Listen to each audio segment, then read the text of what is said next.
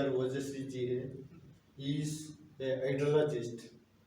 And also we have Dr. D. Mandal, he is expert in soil. And Dr. Kausar, Rajesh Kausar, he is expert in biodiversity. We have with us three experts and a director of the institute.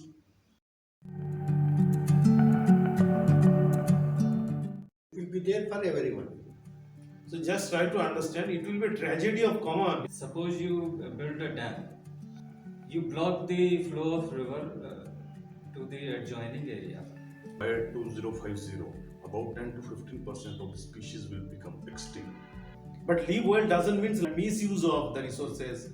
What we are doing, we are not looking for solution from our part. We are looking at some agency, government. Otherwise, one fine morning we'll say the stream is dried up and every human civilization will suffer and the crisis moment will come. The first thing is there will be the loss of the species. Though they are living in a artificial environment, in AC and everything is there, but they have to come to the outside, and when they are coming to outside, their life is affected. When the soil is there, it has to be protected. Solution-based lifestyle. There are solutions. So a lot of scope is there to produce biofuel. Please plant more trees because they are the only solution to land degradation. They are the solution to climate change. They are the solution to our ecosystem services, green accounting. So please plant more trees. Thank you. We have to understand that wherever local rainfall is there, please harvest it.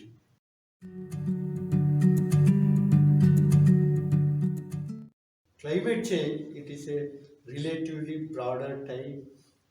It includes about whatever the thing it is happening, the soil, and whatever the things it is happening with respect to the water, or with respect to the biodiversity, or any other changes it is happening in the environment because of the temperature, rise in temperature. That is due to the climate change phenomenon. Now we get the torrential rain, even unseasonally rain also we get. That is one factor. And the secondly, the flooding also it will be there, droughts also will be there. These are the impacts of climate change.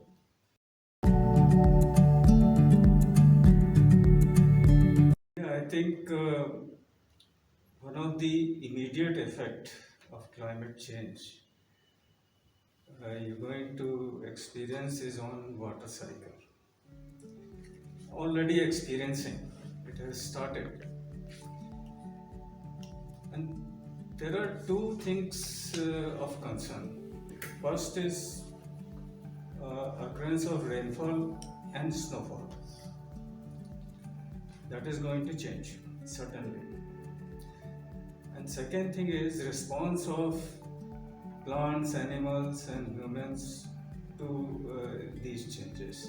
Because hydrologic cycle is a physical process. It's circulation of water among the land, ocean and atmosphere. So warmer climates will lead to more vapors in the atmosphere. That will lead to its circulation in the atmospheric layer in a different way. Already our monsoon rainfall is monsoon system is very erratic. And then some areas will receive more rainfall, some areas will receive less rainfall. So this is certainly going to happen. Its immediate effect will be on plant growth, right? It is found that increased CO2 level decrease the transpiration, but increased temperature increases the transpiration. So water demands of entire vegetation, either natural or what we are taking as crop, will change. And if you see the combined effect of increased CO2 level, increased temperature and reduced rainfall, the water demand, that is what we call as evapotranspiration of vegetation, will increase. With that increase, your soil becomes dry because soil holds the moisture. So with increase in evapotranspiration, your soil becomes dry. Your reservoirs becomes, evaporation losses are more. So they hold less water. Their storage capacity becomes less. This entire cycle, if repeated time and again, and we do not take any ameliorative measures, then that becomes permanent, and the entire hydrologic cycle is altered to the very negative effect for human and plant, vegetation, natural vegetation.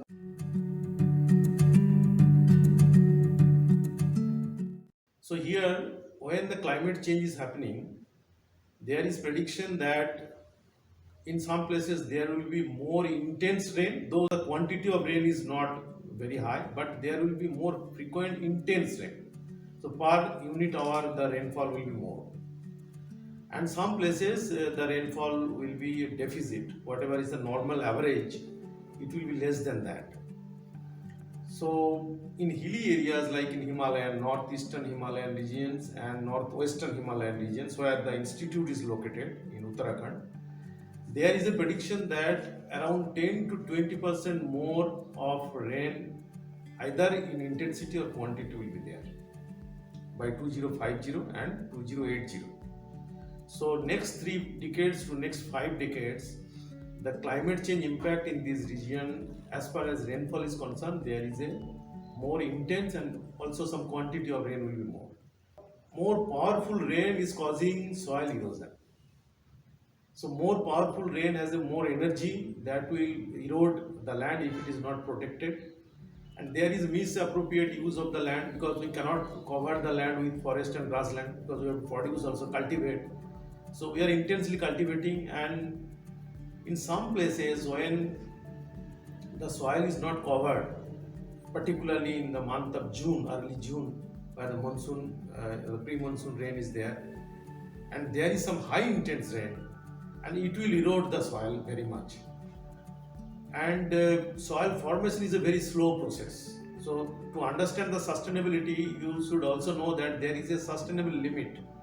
Soil formation is almost 0.1 millimeter per year. But one day high intense rain can erode even 10 centimeter of soils. So we cannot compensate these loss with the gain of soil formation. So there is always a net loss, and this topsoil contains more of nutrient, more of organic matter, more of microbial organisms. So soil is not just inert things of sand, silt and clay particles. It's a living things. And when erosion is more, so there will be impact on soil health.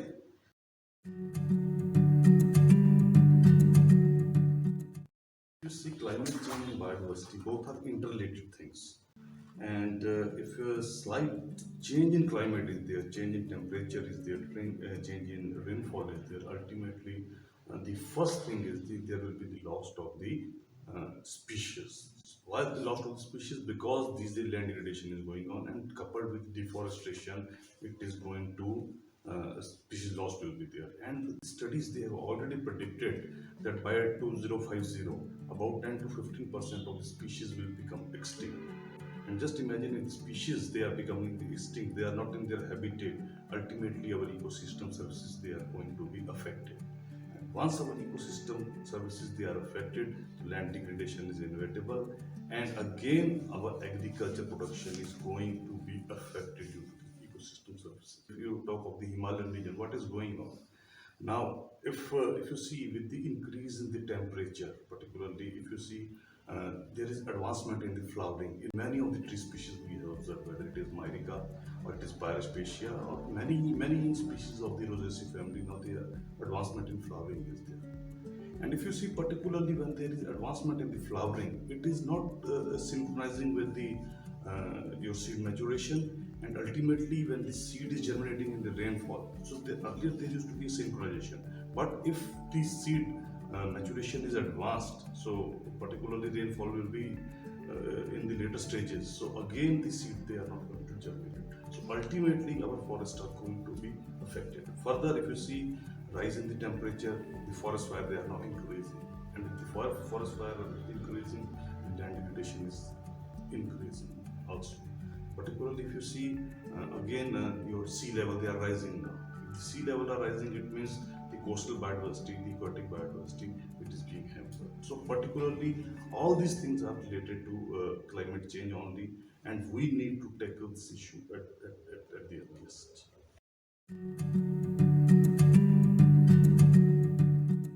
Already we are seeing that. Rainfall is seasonal in our country. It's from June to September. And some parts also receive winter rainfall. Already we have observed there is a change in rainfall pattern, like delayed monsoon arrival. It used to be, for example, in this northwestern Himalayan region, it was middle of June. Now it is first week of July. I mean, it's not permanent, but those kind of variations occur. But we are seeing it. It has become more like a common phenomenon. Then delayed withdrawal of monsoon. So you receive rainfall in September, October. This year heavy rainfall occurred in October. So not only this year, previous years also this kind of occurrence has happened. Then, and these are the shifts from our normal observation. I mean, when we analyze the data for past 50 years, 100 years, these are the shift from the normal occurrence of rainfall. Then there is more events as pre-monsoon rainfall, that is in May and June, first week of June. They have also increased. Another change we have seen is that there is a longer dry period between the two wet days, I mean two rainfall events during the rainfall season itself, this year itself. July was very, very dry. So rainfall occurred, there was a longer dry period, then rainfall occurred. So that causes stress to crops. Regarding intensity, you can read the even newspapers. Intense rainfall have become more frequent. We take 2005, year 2005 as base year for climate change. So from there onwards, I have seen that those kind of events, like those occurred in 2010, 2013, then 2021 even, their frequency, although if we see our historical data, their frequency was 50, 70 years, something like that. Now it is coming as 6 to 7 years. Of course, long-term data analysis is required.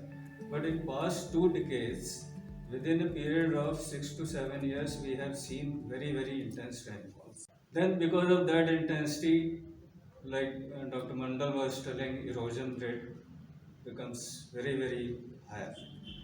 So we have found in our study that if there is a 1% increase in intensity of rainfall, the erosion rate increases by 2%. In our country, for example, 66 million hectare area is there which is low erosion rate now. I mean, that is a safe erosion rate. If intense rainfall occurs and in those areas also high rate of erosion occurs, that is causing land degradation. So those 66 million hectares of area, which is mainly croplands, will also degrade. In addition to what is the present situation. So these are the huge impacts which will be there. Some of them are already being observed. Actually, in this climate change situation, we are having only two options. Either to tolerate and adjust according to the condition, that is our adaptation. And the second thing is to mitigate the thing. How to mitigate? Either by reducing the greenhouse gases or by sequestering them or enhancing the carbon sink. Agroforestry is always useful in providing the adaptation. when tree is introduced into the agriculture crop, so what, first of all, the shade is there due to the canopy. And due to the shade, there is change in the microclimate. And this changing microclimate, it helps in enhancing the quality and quantity of the intercrops which is with the trees. And particularly sometime during the water stress. Now deep root trees, they go deep inside the soil and they can take the water and can provide made available to the trees and the crops. But again, reverse is also true. When sometimes the waterlogged conditions are there, so tree they also act as a pump. This is known as a biodrainage. So due to this evapotranspiration, they can transpire a lot of water, and due to this biodrainage, this waterlogging condition, it can also be moderated. Then coming to the mitigation option. So first of all, if you see the trees, particularly Dr. Madhu also told earlier, and due to this photosynthesis.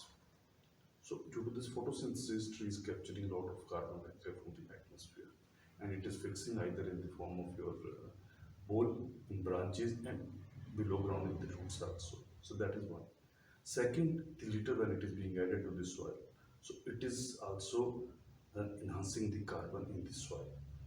Then coming to the second, how agroforestry can be helped in reducing the greenhouse gases.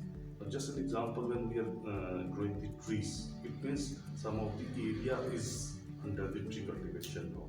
It means for agriculture operation, whatever agriculture operation will be done, the area will be reduced.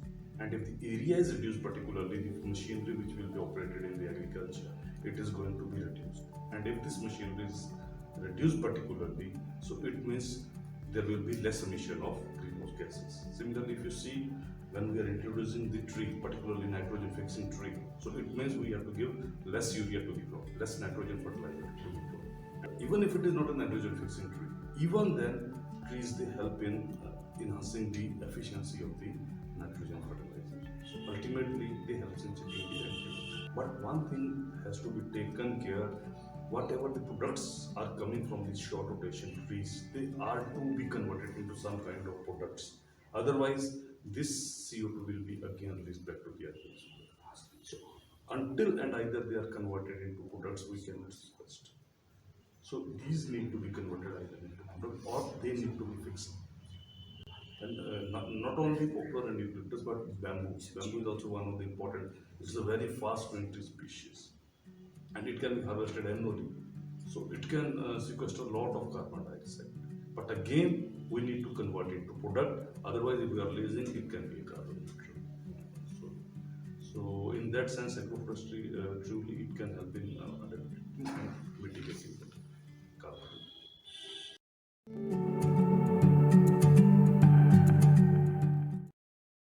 Yes, of course, many things are manageable, and nowadays we are talking about anthropogenic activities or Anthropocene. We are now living in the era of Anthropocene because human-induced acceleration is much faster after the industrial revolution, you can say. Anthropogenic activities is causing the harm, but on the other hand, human being can cause many good things. If it is managed by appropriate measures, definitely there is some improvement. And there are some historical records that a land from even 3000 years old land is maintaining sustainability. There is one research findings that if there is erosion, then there will be impact on food production by 13.4 million tons. So if there is no erosion, or if there is less erosion, we can say, then we can increase this production under the same climate, same management, same behavior, same cropping system. So we can even save 13.4 million tons of food grain. But as erosion is there, so there will be impact on the food grain production. This is number one. If grass production is less, it will affect the green fodder availability. Even the many woods and fuels we are getting from the land-based activities. If the growth is not normal due to climate change or due to degradation, then the availability of the fodder, fuel and biomass will be less, definitely less. So there will be people migration, and it is happening. So this impact is huge, and these goods and services, if it is affected, there will be social crisis, there will be political crisis. It is not just it is affecting one mass or one group of people. No, it's a inter cross border between the state, and also it is a global thing. Land degradation, history says that due to land degradation, many civilizations were collapsed, declined. So we have to learn the lesson from the history, and we should not again repeat the same thing. And human can make it. Human can make it. There are records that the terraces, that cultivation on the sloping land, it is a 4,000 years old practice. We can make it even more sustainable.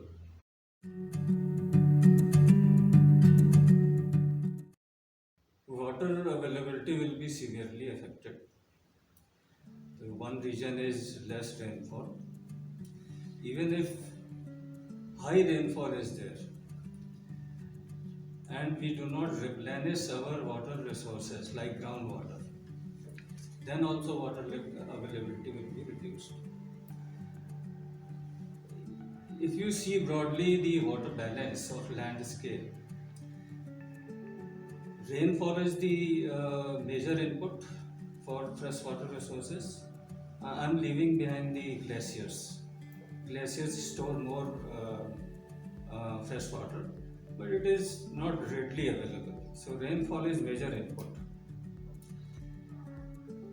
And only 40% of that input rainfall, you go to any region, is flowing in our rivers and streams, and 60% remains on the landscape. So two major things are going to happen. Our groundwater resources will deplete even if intense rainfall is occurring. Then also, because more runoff is there, less infiltration of rainfall to groundwater. If less rainfall is occurring, then also less recharge to groundwater. And we are, for most of our water consumption, we are dependent on groundwater only. For river waters, we have to build dams, barrage, and all this and that. Then second thing is demand side. This is supply.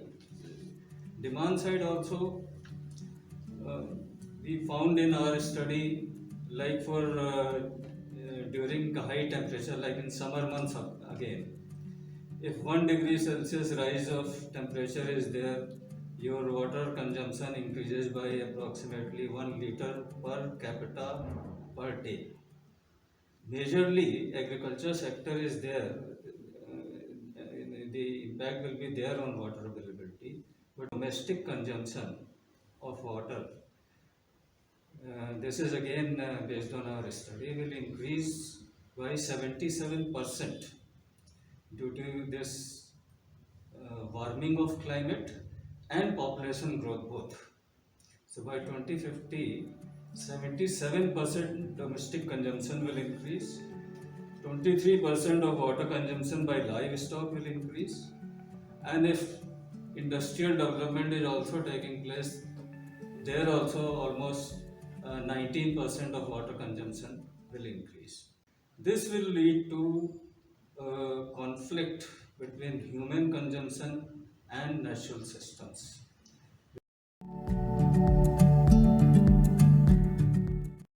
Whatever the activity which is conserving the carbon and putting it into the soil, basically that is your carbon farming.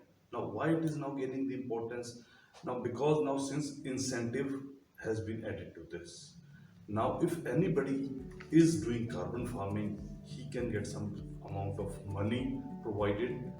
It is in the name of the carbon credit. Now what is carbon credit? Carbon credit is nothing else but it is some kind of payment which is given by the emitter who is emitting the carbon dioxide to the landholder who is mainly practicing or reducing the greenhouse gases.